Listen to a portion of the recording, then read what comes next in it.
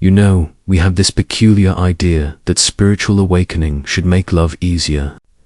That once you've seen through the illusion, once you've touched that deeper consciousness, relationships should just flow. But I don't mean the surface disappointments, the failed dates, or the arguments. Iman, when you really begin to see the truth of things, you simultaneously become almost impossible to reach. And here's what nobody tells you. The very thing that wakes you up is the same thing that makes you feel utterly alone in a crowded room. Do you ever feel like you're speaking a language nobody else understands, even when you're using the same words? Nobody tells you this, but there's a devastating loneliness that comes with spiritual awakening. You're at dinner with friends, and they're complaining about their boss, discussing their new car, and planning their next vacation, and you're there, physically present, nodding and smiling. But inside, you're watching it all like a film you've already seen. You can't unsee what you've seen. You can't unknow what you know. Do you ever feel that instant exhaustion when someone asks you to explain yourself? That bone-deep weariness when you realize they're expecting you to translate the ocean into a teacup? You've tried, haven't you? You've attempted to share what you've discovered, and you've watched their eyes glaze over, or worse, you've watched them recoil, threatened by truths they're not ready to hear. What if everything we've been taught about love and belonging is backwards? What if the very quest for spiritual truth creates an unbridgeable distance between you and the world you're trying to love? Here's where the danger begins. Here's where spiritually awake people find themselves in a peculiar prison, too awake to pretend, too compassionate to fully withdraw. Let me share with you 5 things about why spiritual awakening complicates love and, more importantly, what this actually means for your journey. The first thing you must understand is that awakening dissolves the social script everyone else is still reading from. Think about it. Most human connection, most of what we call love and belongings, actually a shared agreement to play certain roles. The good friend, the devoted partner, the successful professional, the supportive family member. We're all actors in a play, and as long as everyone remembers their lines, the performance feels real. It feels like connection. But here's what happens when you wake up. You see the stage. You see the props. You see that the other actors genuinely believe they are their characters, while you're standing there, aware it's all theatre. It's like trying to enjoy a magic show after the magician has shown you how every trick works. You can't know it. You can't climb back into the innocence of the performance. I once knew someone who described it perfectly. She said, "It's like everyone's having a conversation in a language I use to speak fluently. But now I can only hear the subtext, the fear underneath every word, and the desperation in every laugh. And I can't pretend I don't hear it anymore." Here's the profound part. This isn't about being better than anyone. It's not about superiority.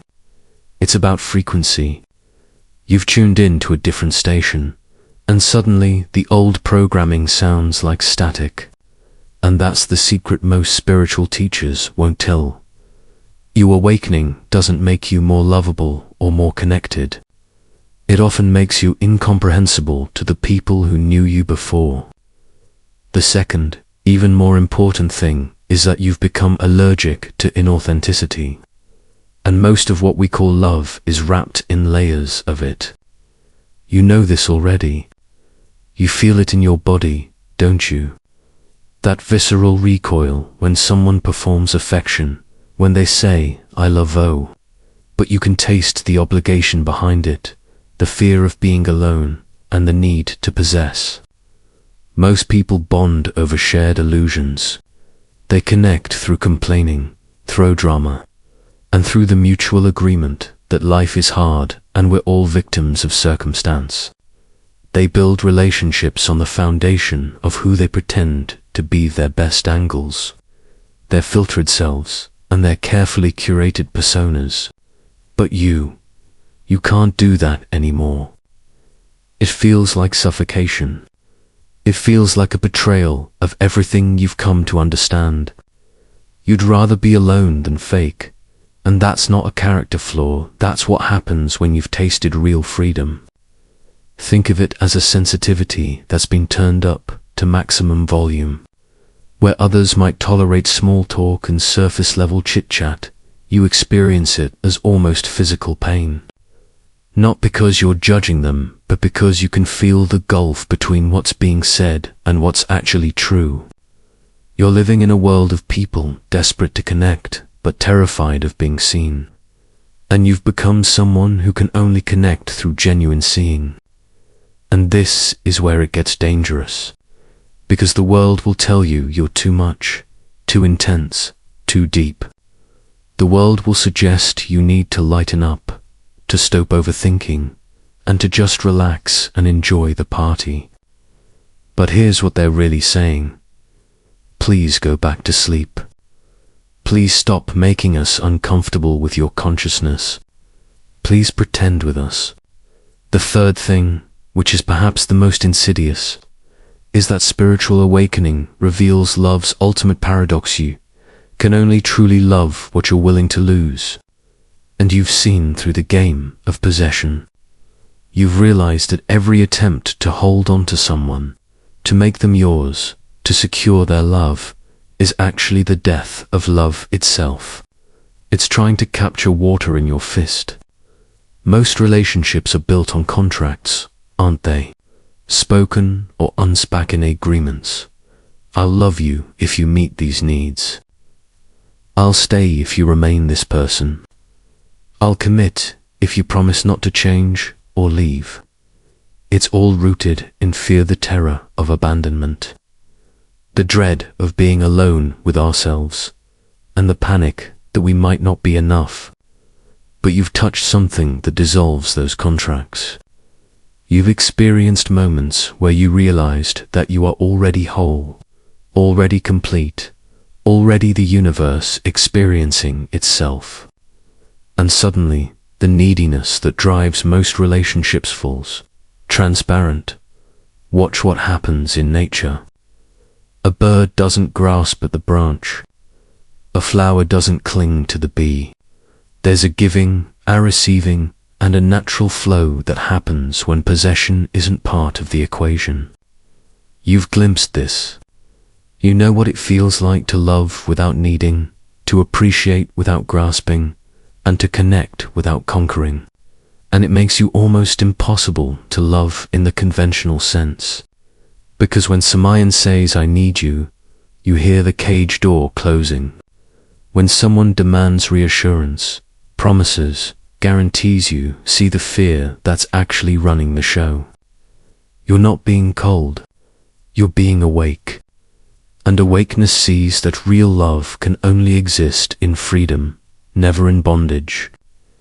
This is why so many spiritually awake people find themselves alone.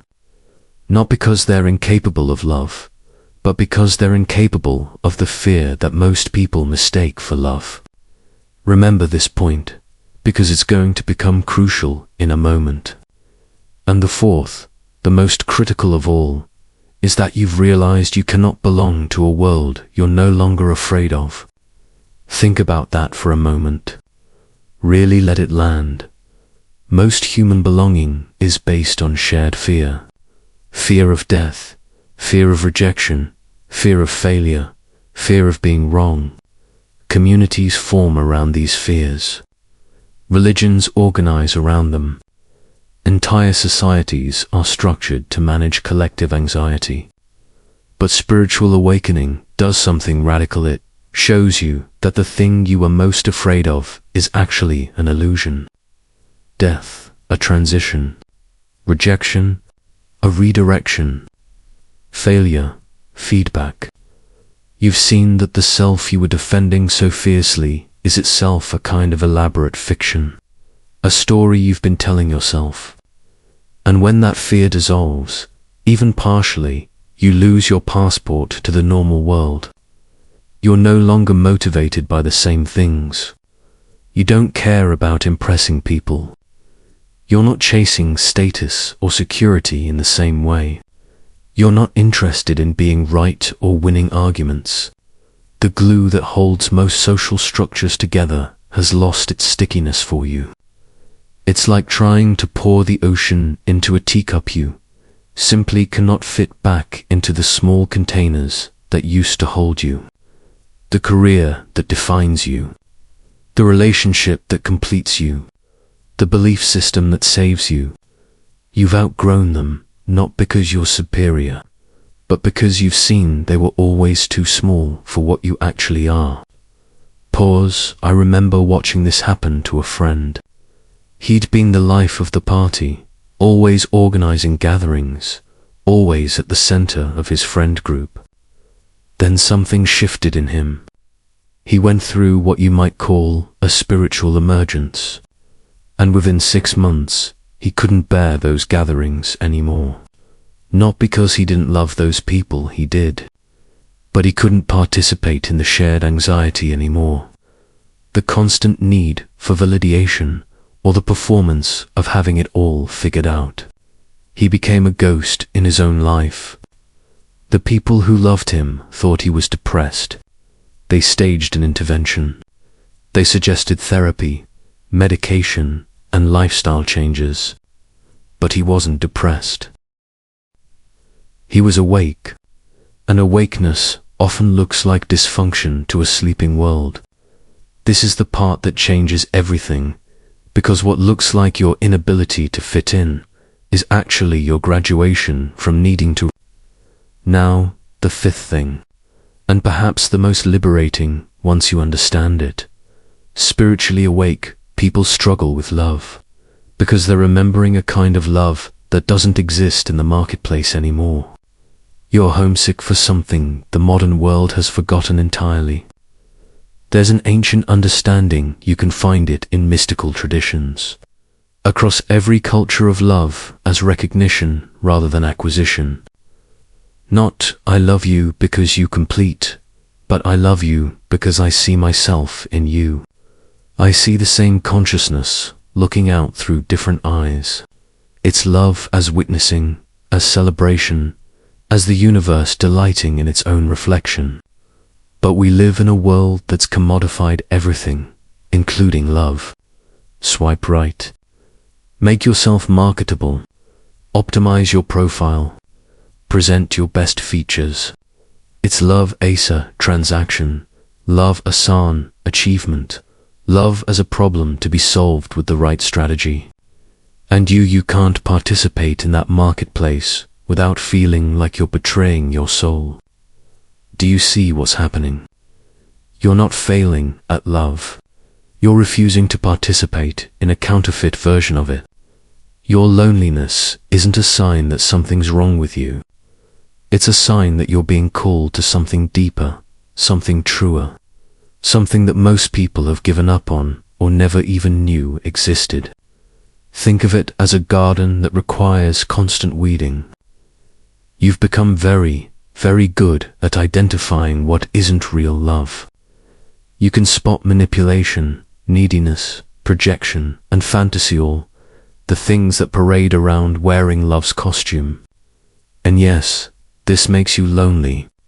Yes, this makes you seem difficult. Yes, this means you'll spend more time alone than surrounded. But here's the secret that makes it all worthwhile. The quality of connection you're capable of now. Even if it's rare, even if it's brief, it's so much more real than anything you experienced before. When you do meet someone who's also awake, someone who can see you without needing to change you, someone who can love you without trying to own you, it's like discovering color after living in black and white. So here we are, back to where we started. The secret reason spiritually awake people struggle with love and belonging. It's not because you're broken or damaged or doing something wrong. It's because awakening reveals that most of what we call love is actually fear in disguise.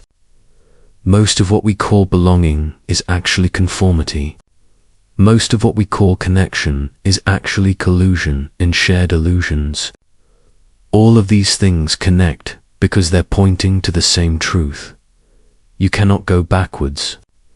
You cannot unsee what you've seen. You cannot shrink yourself back down to fit into spaces that were always too small. The beautiful secret is this: your struggle isn't a bug. It's a feature. It's the friction of evolution, the growing pains of consciousness expanding beyond its old containers. You are not broken. You are not failing at some basic human requirement. You are becoming more honest, more real, more aligned with truth, and truth is always lonely before it becomes obvious.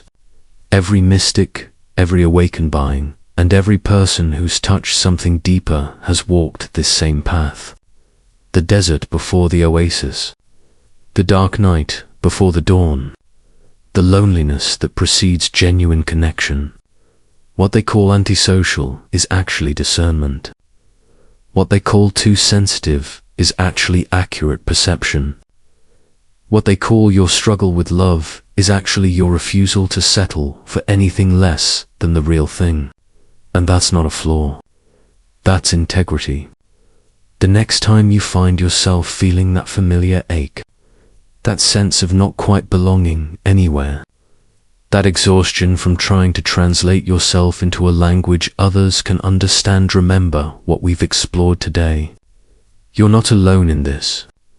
You're part of an invisible congregation of souls who've chosen truth over comfort, awakeness over bellowing, and authenticity over acceptance. You are the universe experiencing itself through a particularly sensitive instrument. You're a tuning fork vibrating at a frequency that makes others uncomfortable because it reminds them of what they've buried. This is the dance we're all part of, some of us sleeping, some of us waking, some of us walking around fully awake in a world that's still dreaming. And so the journey continues. The loneliness transforms, slowly, into solitude. The isolation becomes spaciousness. And one day, if you're very patient, you'll discover that what you are actually seeking, true love, real belonging, genuine connection, was never about finding the right people or saying the right things.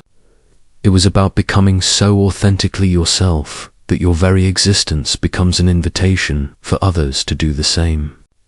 The game never ends. But the rules change completely once you realize you never had to play.